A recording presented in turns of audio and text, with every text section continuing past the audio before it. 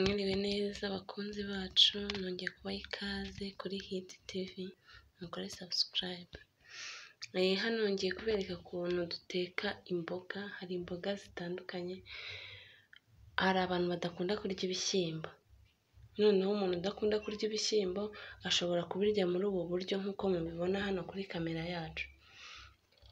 Ibi ni ibishyimbo, urabifata ari bibisi nyine biriya byumye, ukabitumbika mu mazi, ukabiraza mu mazi, ubundi ukabitonora, warangiza ukabitogosa.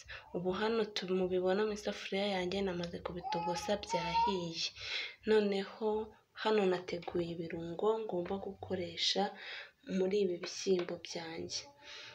Hano ni inyanya, ahangaha uko mubibona ni pavuro, ni ibitunguru na seleri of course. Hano hari magi ku bantu bazikunda, ariko ushobora no gukoresha muri ibi byo kurya byacu mu bishyimbo ugashyiramo intoryi, ugashyiramo karoti, ariko njyewe nkunda kurya izi mboga nta kindi kintu kizemo, nkoresheje ibi birungo nk'uko mubibona hano kuri kamera yacu.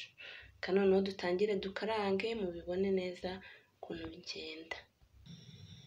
Nk'uko mubibona iyi ni isafuriya yacu yamaze kumuka, tugiye gushyiramo amavuta. Turakoresha amavuta make cyane kugira biriya birungo bibashe gushya neza kandi tutariye amavuta menshi.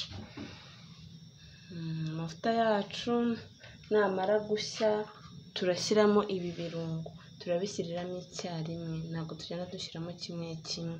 Amavuta yacu yahiye murabibona.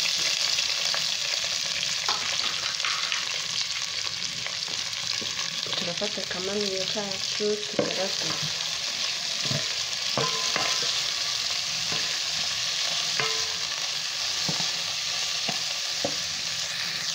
Nk'uko mubibona ibi byo kurya biraba biryoshye cyane.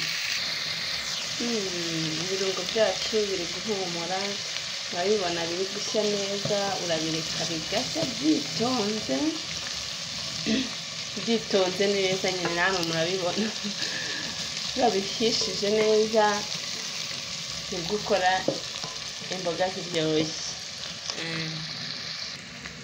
Nk'uko rero mubibona ibirungo byacu tayari byamaze gushya. Ntabwo tubihisha cyane, ariko gutya nibwo ibirungo bihumura neza, ibyo kurya bitetse bikaryoha bikagira gu. Noneho icyo tugiye gukurikizaho inyanya.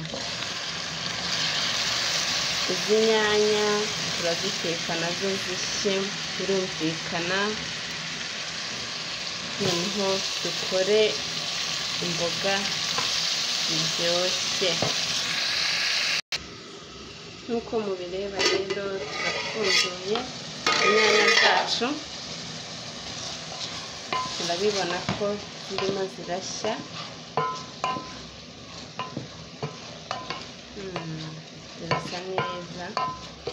Zirasa neza pe.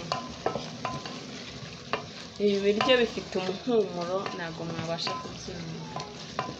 Ibirungo biba bihumura neza, biba bisa neza, namwe murabibona. Nk'uko mubibona tumaze gushyiramo magizi. Tugiye kuvanga magizi cyane n'inyanya n'ibirungo bibitse neza, dukora isosi iryoshye. Kadupfundikire.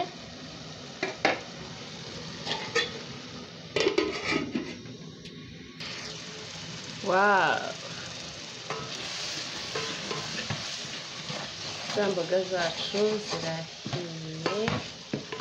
Noneho ubu ikintu kigiye gukurikiraho, tugiye gushyiramo bya bishyimbo nababwiye.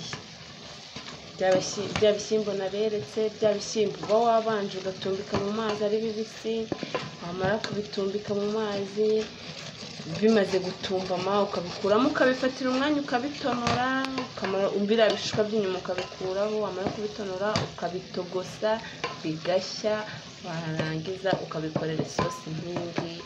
Gusa bitewe n'ibirungo uba ukunda gushyiramo, washyiramo n'intoryi, washyiramo na karoti, gusa njye nkunda kubirya bimeze gutya, nta kindi kintu kirimo, bimeze gutya rero, ariko bitavuze ko wowe utabikoresha ugashyiramo n'ibindi birungo, birumvikana. Ubu gahunda ikurikiyeho niyo gushyiramo bya bishyimbo byacu.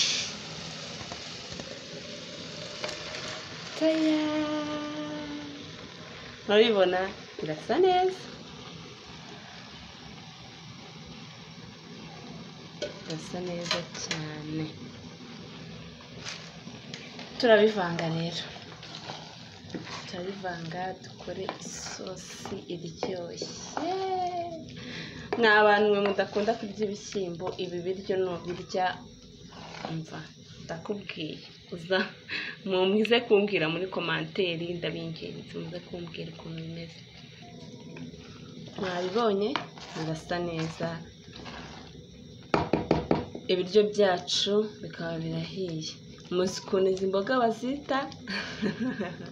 Umuntu ubizi aze kumbwira muri komanteri, okay? Ariko izi mboga bazita igihembe. Abibonye birasa neza. Murakoze kudukurikira. Kanarure mbahe. Twamaze guhisha za mboga zacu, murazibona ukuntu zisa neza, ziraryoshye pe. Rero mwakoze cyane kudukurikira, naho utaha ku ifunguro ryacu ry'umunsi. Izi mboga wazirisha ubugari, wazirisha umuceri, uko ubishaka, uko ubyifuza, gusa ngewe ngiye kuzirisha iki? Ubugari. Bye bye.